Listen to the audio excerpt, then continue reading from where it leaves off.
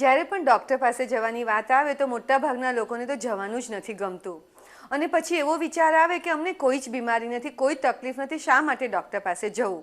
પણ આ pre marital counselling માટે ડૉક્ટર પાસે જવું તે અગત્યનું છે, કારણ કે ડૉક્ટર તમને ચેક કરશે અને એકદમ સામાન્ય ચેકઅપ કરશે, થોડા સવાલો પૂછશે.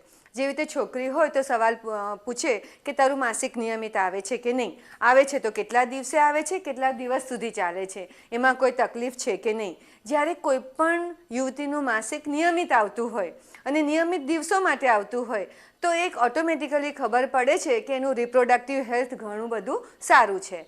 તો જરૂર લાગે તો ફક્ત આટલા સવાલોથી અને તમારી વજન, તમારી ઊંચાઈ, તમારી જો હિમોગ્લોબિન ચેક કરવાની જરૂર લાગે તો હિમોગ્લોબિન ચેક કરે. આનાથી વિશેષ કોઈ બહુ ચેકઅપ કરવાની હોતી નથી. અને હા, ફેમિલી હિસ્ટ્રીમાં પણ પૂછવામાં આવે છે કે કંઈ થેલેસીમિયા જેવી બીમારી તો નથી. થેલેસીમિયાને સમજવાની ખાસ જરૂર છે. થેલેસીમિયા મેજર લોહીના કણોને અવ્યવસ્થિત કરનારી એક ભયાનક વારસાગત બીમારી છે. થેલેસીમિયા મેજરના દર્દી પોતાના શરીરમાં પૂરતા પ્રમાણમાં હિમોગ્લોબિન ઉત્પન્ન નથી કરી શકતા, જેને લીધે તેમના શરીરના અંગોમાં ઓક્સિજન ઓછો થઈ જાય છે. પરિણામ, જિંદગીભર દર્દી તથા તેમના સ્નેહીઓએ દરેક રીતની અગવડતા ભોગવવી પડે છે.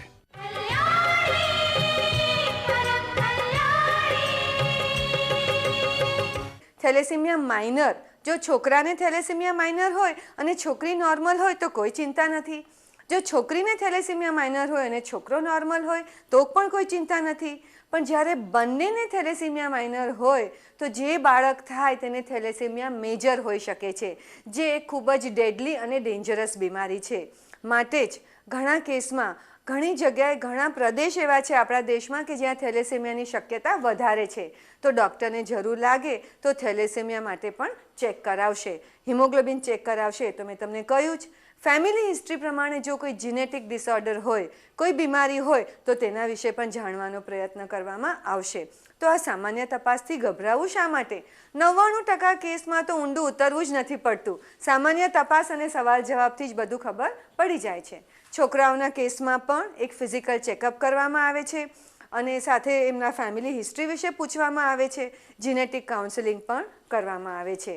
અને હા, જો છોકરીઓના કેસમાં કંઈ પણ તકલીફ લાગે તો અપરિણિત છોકરીની કોઈ તપાસ અંદરથી કરવામાં નથી આવતી, પણ આજકાલ સોનોગ્રાફીથી પણ બધી જ માહિતી મળી શકે છે. તો સોનોગ્રાફી કરવામાં આવશે. આ બધી વાતો સાંભળીને ગભરાઈ ના જતા કે તમારે આ બધી તપાસ કરાવવી પડશે. આ તો 100માંથી 2-3% કેસને જ કરાવવી પડે છે.